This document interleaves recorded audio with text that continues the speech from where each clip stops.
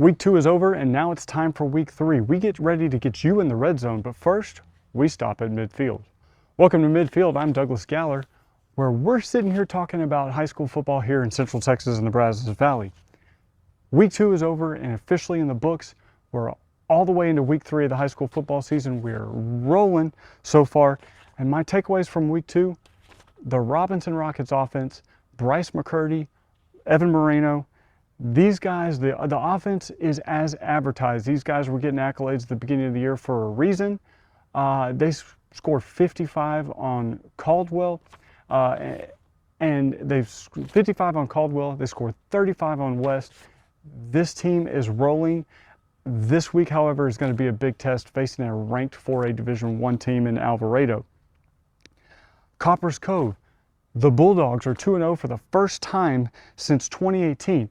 Which also is the last time the Bulldogs made the playoffs.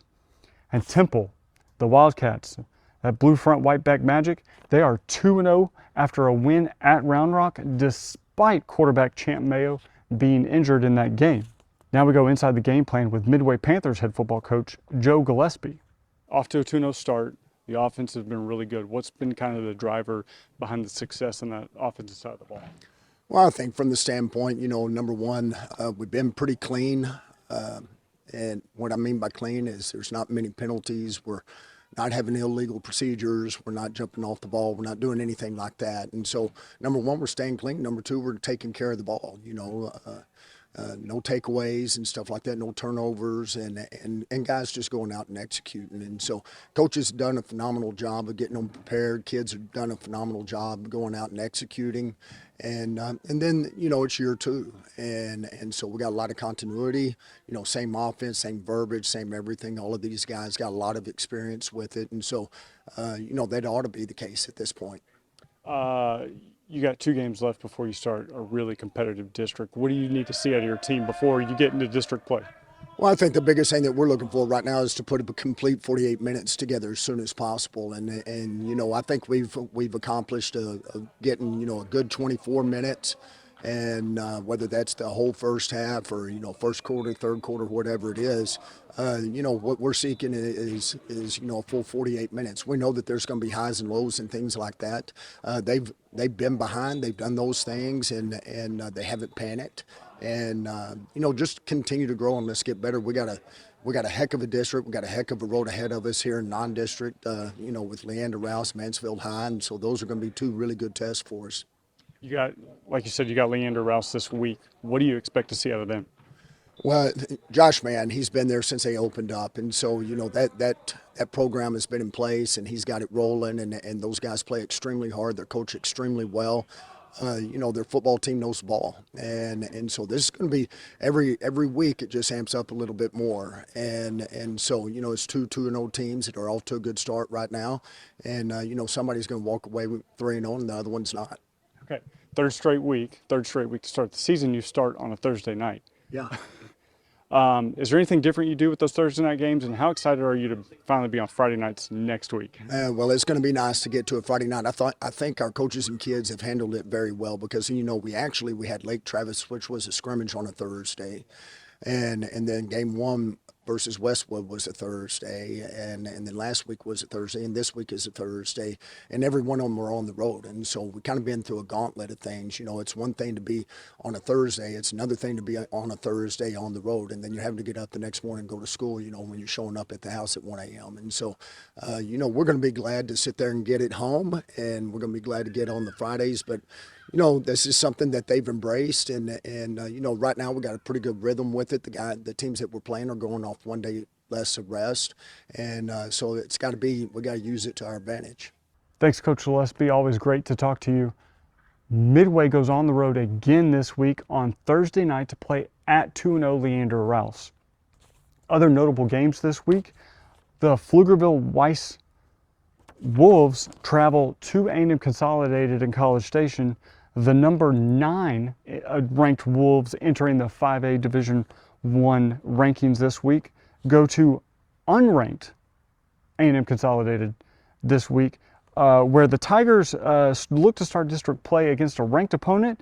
Consol won this game 25-19 in 2024. This is a very competitive three-way race for this district where A&M Consolidated, College Station, and Pflugerville Weiss are all looking for that district crown. This game had a deciding factor in that district crown last year, and it should again this year. Other notable games, the University Trojans traveled to China Spring to take on the Cougars. The U-Dogs won this game last year 31-21, but China Spring's improved running game could prove the difference in this one this year. And of course, not to forget our red zone game of the week, the Hamilton Bulldogs at 2-0 travel to 2-0 Crawford to take on Ty Robinson's Pirates. Hamilton won this game last year and is favored to win again this year, but defense is going to be the key, as these teams have outscored their opponents a combined 108-6. That 6 being the 6 points that Millsaps put on Hamilton in the first week this year. But Hamilton returned a 1,000-yard rusher. But what does Crawford have? Crawford has an elite coach and a coach who coached in the state championship game last year, and Ty Robertson, who left the Woodville Eagles to come to Crawford this offseason. And finally, our midfield rankings. At number 5, the La Vega Pirates. They fall in the rankings but don't fall out because of the caliber of play. After Friday was rained out, the Pirates traveled to Mansfield on Saturday, where they took on the number 1 team in 4A Division I, the Salina Bobcats. They lost that game as expected, but Modoc travels to Nacogdoches this Friday, where they will take on West Orange Stark. At number 4, we just talked about them, the Hamilton Bulldogs. They come into our rankings.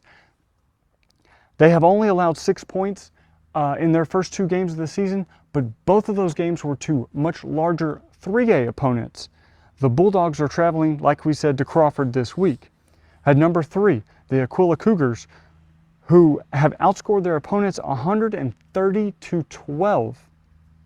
The competition gets tougher this week as they travel to Oakwood to take on the Panthers, who were last year's 1A Division II state finalist. Number 2 in our midfield rankings, the Bremen Tigers.